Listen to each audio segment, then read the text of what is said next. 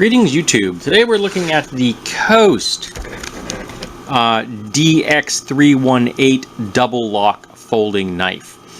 Pro grade advanced knife tech, one-handed opening, double lock, rubberized grip, fiberglass filled nylon frame.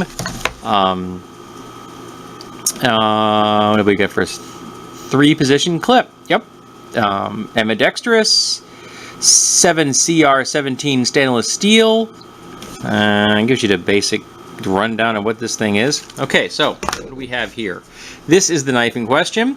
It does have a 3-position pocket clip, so you have here, here, and here. Well suited to right-handed people if you want you want tip up or tip down. It came tip down. I moved it to tip up because I'm a big fan of tip up carry. Interestingly, all the fasteners on this are star drives except for the clip, which is a Phillips head. I thought that was kind of interesting that they mixed it up like that. I mean, they obviously have star drive.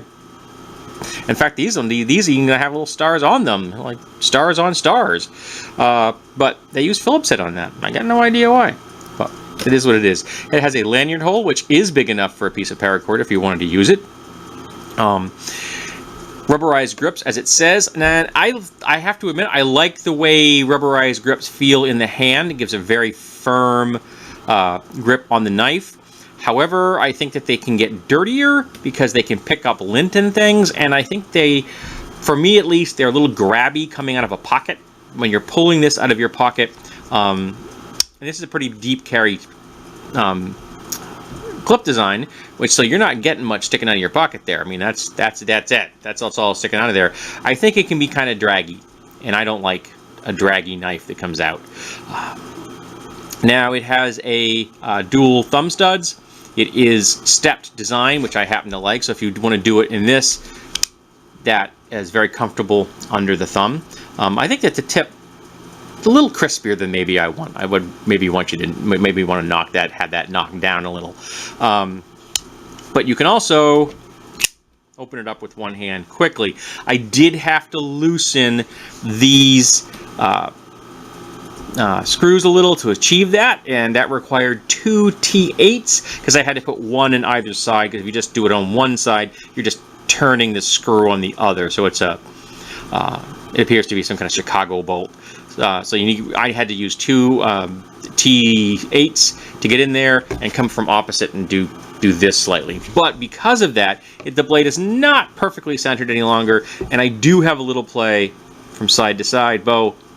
Nothing in this direction at all, but there is some side to side. But when I took it out of the packaging, it was very stiff. Now, I'm not a fan of combo knives, combo blades.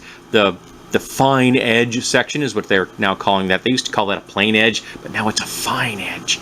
It comes out of there usably sharp, and this has got a nice aggressive cutting tips on it. So if you like a combo like that, that's cool. I believe I got this on sale. That's why I picked it up. I bought this strictly to talk about it. I am never ever going to really carry this thing. I just want to check it out and see how the overall build quality is. Now, one thing I do like about this is that the blade is a reasonable length, but this handle is very generous. I mean, that's a nice handle, and it's very comfortable in this grip. I don't like it in a reverse grip. I find the serrations here on the liner lock to be painful on my pinky. So if you really like a reverse grip, I hope you've got beefier pinkies than I do, because I don't like the way that feels. You don't notice it at all when I'm doing this because it falls right here in the crease of my finger, and I don't notice it all. But on the pinky, I do, because the pinky is less used. It's a little more tender than my forefingers. Now, the one thing about this I don't like is that this is a double lock system, and this right here is the secondary lock. Forward in the lock position, back in the unlock position, and it has a nice distinct crisp action. So you can definitely hear it. There you go, and you can feel it. There's a little hump here, and once you get over it, you are most decidedly on one side or the other of that. I don't like this because what it does is it disengages the liner lock, so it essentially turns your knife into a fixed blade.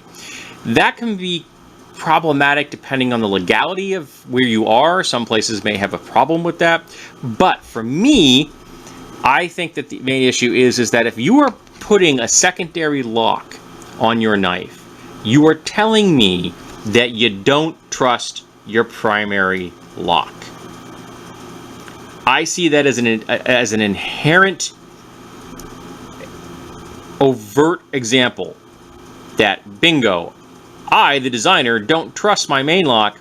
I want a secondary. Now, because of the multiple carry positions for the clip, this is, and it's dual thumb studs, this would be quite welcoming to a southpaw. The lock, however, is definitely designed for a, see if I can do this with my left hand. Yeah, I can. So if I can close this with my left hand, a southpaw would be able to as well.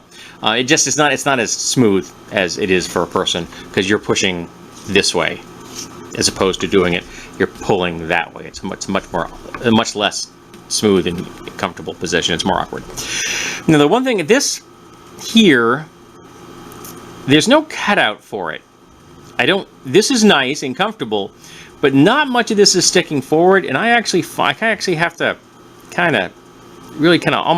I'm pushing in to this as well as across, because otherwise I'm just not getting enough meat of my thumb into that lock, the liner lock, to disengage it.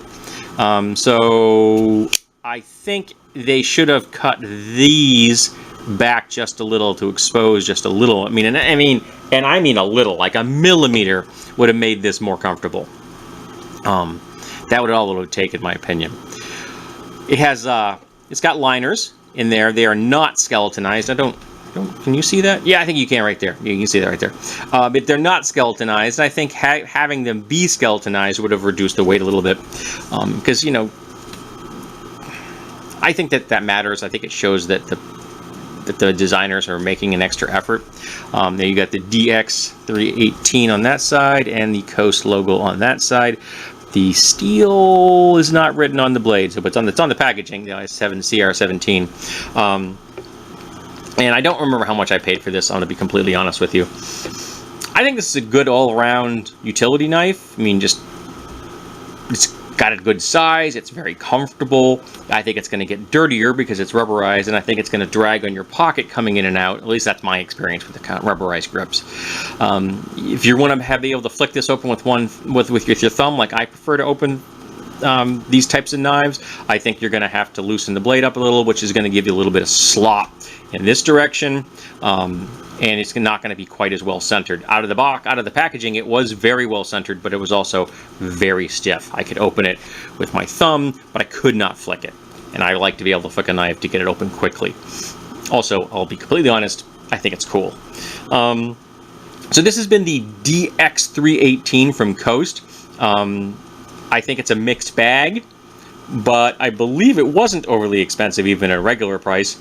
And if you are a fan of Coast products, I think that this is definitely going to be something you want to look at. And I will admit that one of the things I did like about it is that it has a flat grind to a secondary bevel. And I really prefer a flat grind, and I think that is a superior grind to a hollow. So I did appreciate that. And it's not bead blasted, but it's polished, and it has a nice feel to it. There's no faults or any artifacts in there. The only thing you can feel is the little logos on the because they're laser etched. So yeah, overall, I think it's a solid knife. I would recommend it if you are a Coast fan, or if you're looking for a knife just to carry around for work or something like that. This is not a fine gentleman's knife, but I also think it's quite usable.